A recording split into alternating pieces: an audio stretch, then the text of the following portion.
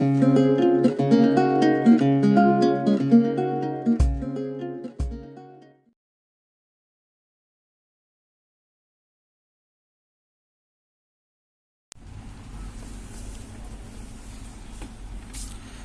To my YouTube channel pharma help.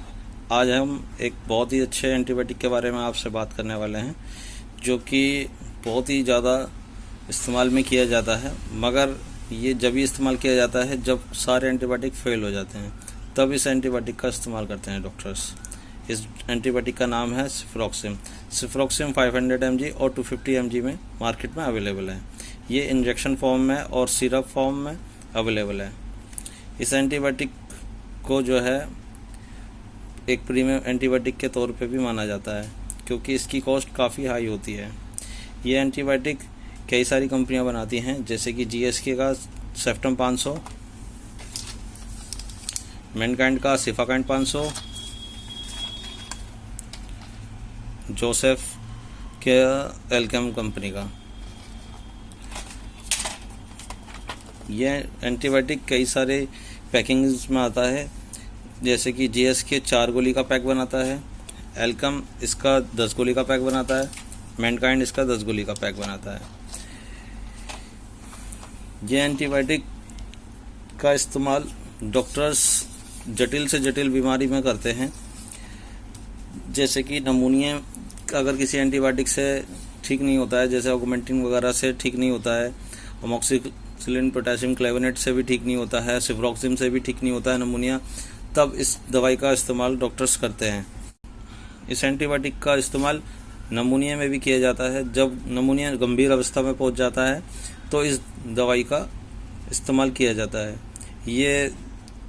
इस antibiotic का इस्तेमाल साइनस में भी किया जाता है। जब साइनस भी अपनी गंभीर स्थिति में आ जाता है तब इसका इस्तेमाल किया जाता है। यूटीआई प्रॉब्लम में भी काम इसका लिया जाता है। यूटीआई प्रॉब्लम्स का वैसे एंटीबायोटिक उसका टेस्ट में ही पता चलता है। जब उसका टेस्ट होता है तब उसमें पता चलता है कि पेशेंट को कौन सा एंटीबायोटिक चलेगा। और इस एंटीबायोटिक के बारे में इसकी जो डोज है वो सबसे अलग है। ये जो है डोज का इस एंटीबायोटिक का डोज जो है 30 mg पर kg के हिसाब से डॉक्टर्स डिसाइड करते हैं कि आपका जो वेट है उसके अंदर आपको कौन सी स्ट्रेंथ दी जाए, कितनी mg का आपको दवाई दी जाए। 30 mg पर kg के हिसाब से वो कैलकुलेशन करते हैं और फिर उसके बाद आपको उसका पावर लिखते हैं।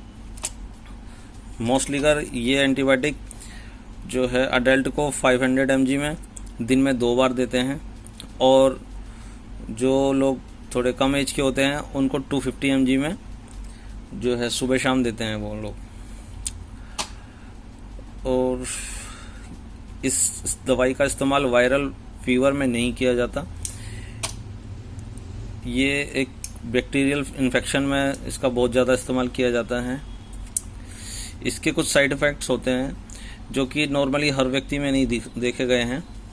कुछ ही लोगों में इसके साइड इफ़ेक्ट होते हैं, जैसे कि इसके साइड इफ़ेक्ट ऐसे रहते हैं कि सीने में दर्द हो जाए, पेट में दर्द हो जाए, या बॉडी पे लाल निशान हो जाए, जिसको पित्ती बोलते हैं कि आपको स्किन में पित्ती हो गई है, लाल निशान के दाने हो जाते हैं काफ़ी सारे बॉडी पे, या फिर मुंह में छाले हो जाते हैं। इस तरीके का इसके कुछ साइड इफ़ेक्ट देखे गए हैं। अगर आपको कोई भी इस तरीके की रिएक्शन दिख रहा है या इसका साइड इफ़ेक्ट दिख रहा है तो आप उसको तुरंत बंद कर दें दवाई को, और अपने नज़दीक के डॉक्टर से इस दवाई के बारे में बात करें। जब भी आप किसी डॉक्टर के पास जाते हैं तो सबसे पहले आप अपना पूरा दवाई का विवरण बताएं, जो भी आपने उस बीमारी के लिए दवाइयाँ खाई थी, कि आपने कौन सा एंटीबायोटिक लिया था, क्या दवाइयाँ आपने ली थी, कब से आपको बीमारी है, आपकी एज क्या है, वो सब चीज़ें आप डॉक्टर्स को क्लियर बताएं, तभी वो इस दवाई की डोज और इस दवाई का इस्तेमाल सही तरीके से कर पाएंगे। इस दवाई का जो MRP है वो सेफ्टम का है 431 रुपये 4 टैबलेट, सिफाकाइंड 500 का है 346 रुपये 10 टैबलेट, जोसेफ 500 का है 10 गोली के 771 रुपये, ये एंटीबायोटिक काफ़ी प्रीमियम होता है, काफ़ी कॉस्टली रहता है ये एंटीबायोटिक। और इसमें जो सस्ता थोड़ा पड़ता है आपको वो होता है सिफाकाइंड 500, जो कि 346 रुपीज़ में आपको 10 गोली मिल जाती है।